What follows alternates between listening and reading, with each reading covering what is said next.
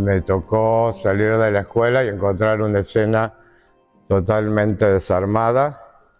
Y en el último año de mi carrera viajé a Buenos Aires y conocí a Sergio Delof, que inmediatamente nos pusimos de novio, como dice el libro del Museo de Arte Moderno, y abrimos en Córdoba un espacio de gestión de artistas, un espacio de producción artística en una casa en el barrio de Nueva Córdoba. Y ahí creamos un centro de producción, básicamente, donde se hicieron primeras muestras, show de bandas y muchísima producción de moda. Encontramos en la moda un lugar que nos podíamos expresar y un lugar con muchísimos más recursos y más libertad que el arte en ese momento.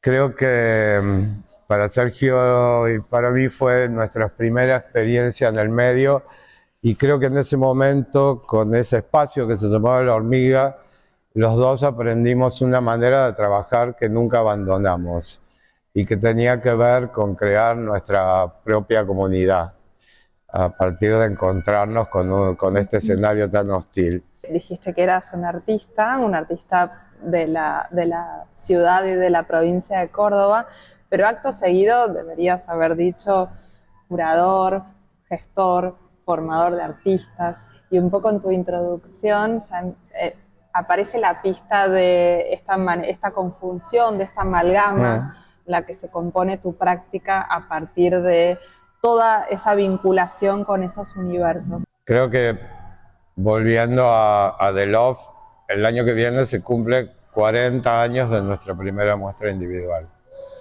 Entonces, en estos 40 años todas esas cosas fueron muchísimo más orgánicas. Arranqué contando en el momento histórico que hicimos eso, porque creo que nosotros teníamos que generar nuestro propio espacio, nuestro propio público. Y lo hicimos a partir de la necesidad de poder producir nuestra obra. Y creo que entonces en ese momento no se conocían ni los términos de curaduría, ni de artista gestor, ni de artista docente, ni nada de eso. Entonces esos lugares fueron apareciendo en mi vida naturalmente en esa producción.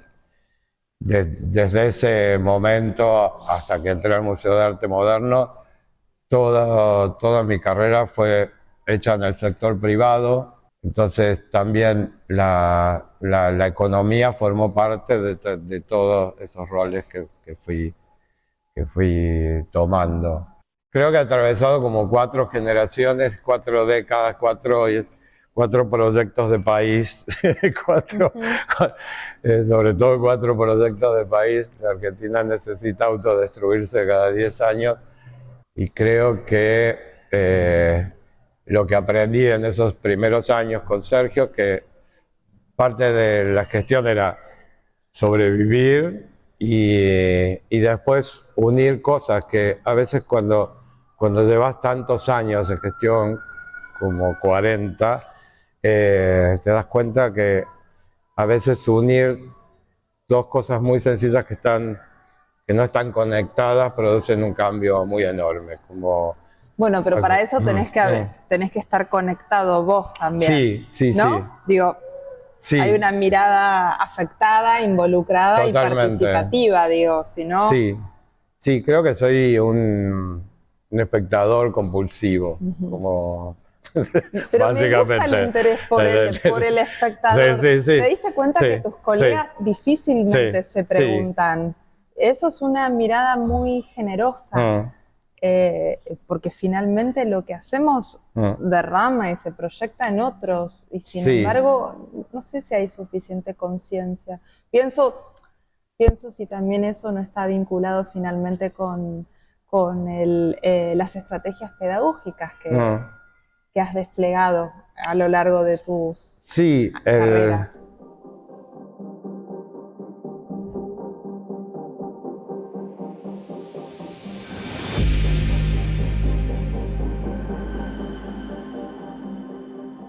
Tengo un solo proyecto pedagógico que se llamó Yungas, que duró 11 años. Yungas apareció cuando regresé a Argentina, después de 7 años, y ya era un artista de generación intermedia, que eso en Argentina es un extraño lugar que ocupás entre los 40 años y la muerte. Y generalmente... Bueno, salvo el pico de trayectoria máxima. Sí, que ¿no? tenés que llegar vivo después de los llegar. 60. Y en ese momento la mayoría de los artistas dan clases. Yo cuando llegué tuve una experiencia muy frustrante para mí con el Fondo Nacional de las Artes, que el Fondo Nacional de las Artes repetía esa modalidad de clínicas que había creado antorchas en un momento que no existía internet y que el país no estaba conectado, y ese sistema para el siglo pasado fue muy eficiente, y después se repitió durante este siglo de una manera para mí frustrante. Entonces ahí apareció Piero Soño en mi vida, que es un artista italo-tucumano que se había formado en la escuela de Milán y había vuelto a Tucumán y no entendía nada de qué hacer con su producción ni en qué contexto mostrarla. Y con él creamos Yungas. Yungas es una asociación civil y que armaba un plan de producción. Me gusta más usar la palabra producción que de educación. Nosotros trabajábamos en una provincia por año, hicimos un total de 7 provincias, teníamos un centro de producción en la selva tucumana, y lo que hacíamos... De ahí la Yunga, ¿no? De ahí el nombre. Sí, el Yunga arrancó en Mendoza, pero tomamos el nombre Yungas porque era un territorio sin división política, y eso nos gustaba, porque es un territorio muy extenso. Sí, es el nombre local que le damos a la selva también, sí, ¿no? Sí, eso es interesante. Sí, y es un microclima también, eso también me gusta pensarlo así. En cada ciudad hacíamos una convocatoria abierta con un jurado de selección. ¿Y de cuántos? ¿Cuántos artistas 8. podían? Okay. 8, salvo Buenos Aires, que es una ciudad muy grande, que la duplicamos por la cantidad de artistas, que fueron 16.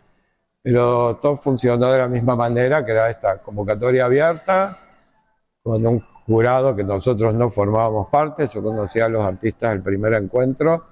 Generalmente los jurados estaban formados por un coleccionista o un académico o un artista de otra generación.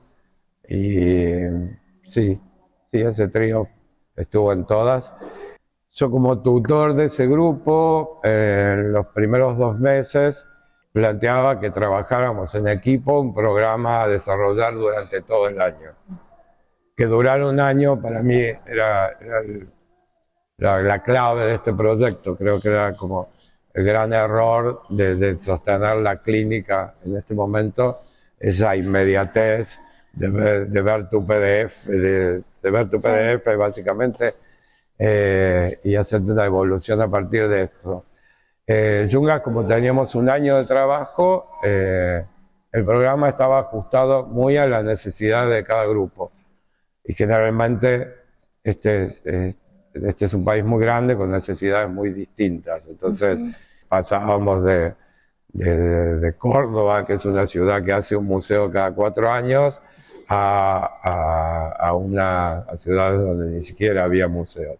Entonces, a medida que yo acompañaba como tutor ese proyecto anual, íbamos desarrollando un compromiso con la comunidad en la que estábamos trabajando, y el programa estaba armado con visitas, y las visitas estaban muy ajustadas a lo que ese grupo necesitaba.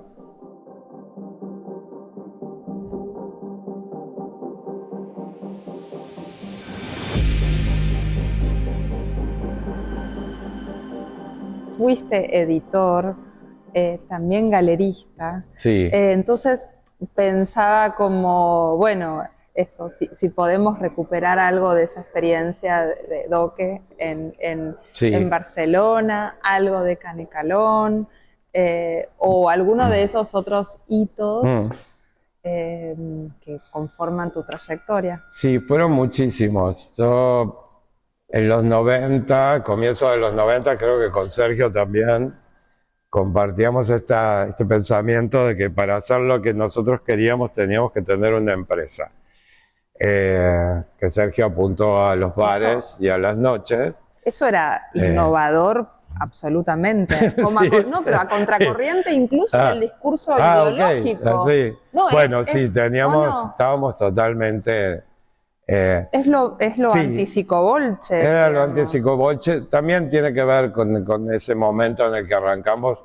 Nosotros en ese momento tuvimos que hacernos cargo de que éramos unas figuras públicas y como figuras públicas éramos políticos y lo tomamos a eso con muchísima responsabilidad. Ahora con tantos años encima me doy cuenta que haber tomado esa responsabilidad al comienzo de mi carrera me ha dado a lo largo de estos años como vínculos muy reales con el medio. ¿Sí? Yo siento con mucho orgullo que soy un artista que puedo agarrar el teléfono y llamar a cualquier persona de cualquier edad y me va a escuchar. Y creo que soy un artista muy respetado por los artistas y tiene que ver con haber tomado esa responsabilidad. Bueno, tomarla como una ética, ¿no? Una ética, totalmente. Y en esa época, en ese cuadro psicobolche de vuelta a la democracia, que se volvió a repetir en este siglo extrañamente, tenías que plantarte con mucha convicción y sostener eso para ganarte un espacio. Siempre que presentamos a los curadores artistas, claro, el linaje es como ese discurso más autocentrado en el cual muchas veces los artistas se sienten más cómodos entre artistas y por lo tanto establecen como esa mediación, entonces esa otredad que es que aparezca alguien que oficie de curador, pero siguen estando como en un universo un poco más ensimismado. Sí. Pero este otro modelo que vos proponés como de artista curador, pero vía empresa social, realmente tiene como una capacidad de acción, incluso de estrategia, que es muy valioso y que permite escalar los proyectos, porque para mí algo que ha sido tan valioso en tu trabajo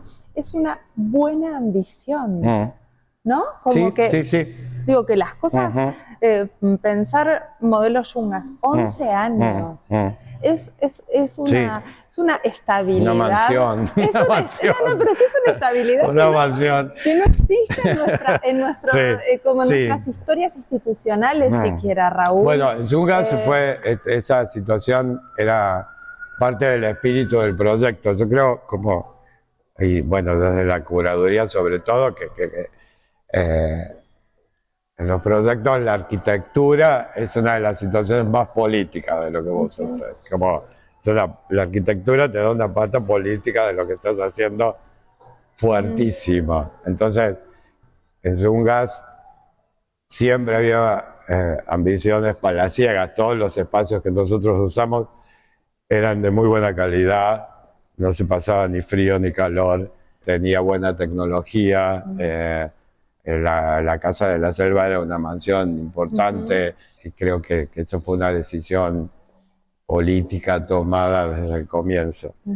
Y la curaduría apareció casi como producto de los ejercicios que se hicieron con los grupos de Yungas. Porque en todos los grupos había como un momento de preguntarnos, bueno, ¿para quién estamos trabajando?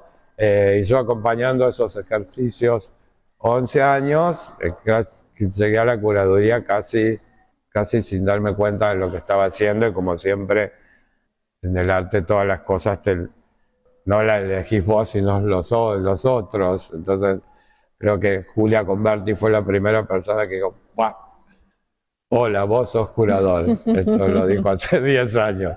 Entonces, entonces ya estaba, ese sistema de práctica ya estaba. Ya estaba, pero Julia me metió así como Sí, te puso como con Manuela Moscoso, directo, sí, sin sí, escala, sí. ningún aterrizaje. Bueno, qué bueno mencionarla, porque entonces Julia fue también como, bueno, precipitadora sí, de tantas cosas, sí, sí, sí, ¿no? total. Pero bueno, y también ese tiene una condición semejante, que es un mapeo permanente, ¿no? O sea, Sí, vos, ¿no? Vos sí, sí, estás sí. permanentemente como en esa búsqueda de actualización, entendiendo que las cosas todo el tiempo se están moviendo, Sí. ¿no? Y dado que estamos como, bueno, revisando un poco modelos educativos, fuiste parte de la beca Cuitca, Sí, ¿no? total. Que también es como Sí. un hito en ese proceso de transformación de los 90 Total, sí. en términos de formación de artistas. Y bueno, ¿qué nos puedes contar sobre tu experiencia y notas más generales sobre cómo entendías vos ese espacio? Sí. Para mí fue importantísimo, importantísimo sobre todo en mi formación como artista, porque volviendo a este arranque de una escena desarmada, tu proceso de formación artístico estaba con los mismos agujeros que estaba el país y que estaba tu formación. Entonces, para mí encontrarme con un artista internacional formado en carrera, con una carrera increíble, fue maravilloso. Y aparte me encontré con una persona muy, muy generosa. Tuve la suerte de participar en una edición que duró 2 años y en un momento del país increíble. ¿Era la del Borges? Era la del Borges Okay. y 97. Sí, pleno, Okay. pleno mismo al palo, pleno 1-1. Entonces, en unas condiciones ideales que nunca se volvieron a repetir. Por ejemplo, nosotros en esa década, al final de esa década, estábamos conectadísimos con el mundo, entonces yo tuve la suerte de recibir en mi estudio desde Catherine David, Dan Cameron, como una circulación de curadores increíbles, con una situación cambiaria ideal que me permitió ir compra a la de cámaras. Sí, todo, no solo compra ¿no? de cámaras, sino asistir a bienales importantísimas y no había internet, además así que esos viajes eran parte de tu formación. Y además creo que me tocó unos años de la Argentina que bisagra, esto siempre lo decimos con Mónica Girón, pero con Mónica siempre recordábamos, no con nostalgia, pero siempre recordamos que cuando nosotros comenzábamos como artistas, hacíamos lo que queríamos.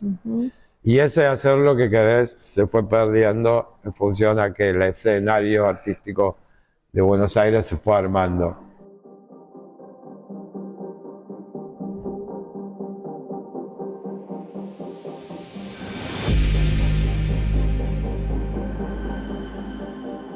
No, y te quería preguntar por el presente, porque sos curador institucional. Soy curador de institucional, somos colegas. Yo, historiadora del arte tan convencional, y usted acá con este traje. Bueno, ¿qué onda? ¿Cómo te cae? ¿Cómo me cae? Bueno, yo estoy aquí por una idea de Victoria Norton, básicamente, quien admiro muchísimo, y para mí es mi primera experiencia pública, y eso es algo muy novedoso en mi vida. Mis 35 primeros años, mi extensa carrera de gestión ha sido privada. Igual esta es como el segundo momento dentro del moderno, porque tuviste tu momento itinerante, errante, que era con el moderno federal. Sí, ¿no? Sí, un territorio que me era muy propio, porque en realidad el moderno ingresó con ese programa, justo post pandemia, que Yunga no resiste la pandemia, la asociación queda inactiva después de la pandemia, porque la pandemia nos arruinó financieramente, básicamente. Eso es todo lo que pasó. Y ahí Victoria me llama para el moderno federal, para un trabajo de territorio, que era algo que yo conocía mucho. Y eso duró 2 años, mis primeros años, y ahora mis Sí, es mi cuarta temporada, es mi cuarta eso, temporada. como televisiva. Sí, es mi cuarta temporada. Sí, porque ya es el segundo año en el que compartimos espacio. Total. Y mi fascinación hasta ahora tiene que ver con estar en un espacio público, que es algo totalmente novedoso para mí y es algo que me mantiene muy entusiasmado. A mí me acuerdo, y si querés con esto cerramos, cuando en una conversación con Francisco Lemus, que bueno, claramente nos recortábamos nosotros desde un lugar como más académico, y vos nos dijiste, es que yo soy un curador de la calle. Y me encantó todo ese significante de todo eso que involucra esa definición, y la verdad una profunda admiración, Raúl. Bueno, muchas gracias. Muchas gracias. Igual yo creo, para cerrar también, yo creo que soy un artista y que puedo estar acá, además porque soy artista, no solo lo digo financieramente, sino como en estos casi 40 años, el eje central ha sido mi producción y mi propia obra no se puede construir sin mi vida social. Mi vida social está construida, creo, básicamente para hacer mi obra. Es que, bueno, tus imágenes son imágenes bastardas también, ¿no? Sí, sí. Hay algo ahí como plebeyo de mezcla que sí. Bueno, tendríamos que tener otra hora para hablar de tu obra y con eso haríamos justicia de esa enorme trayectoria. Bueno, gracias, Raúl. Muchas gracias. Qué lindo.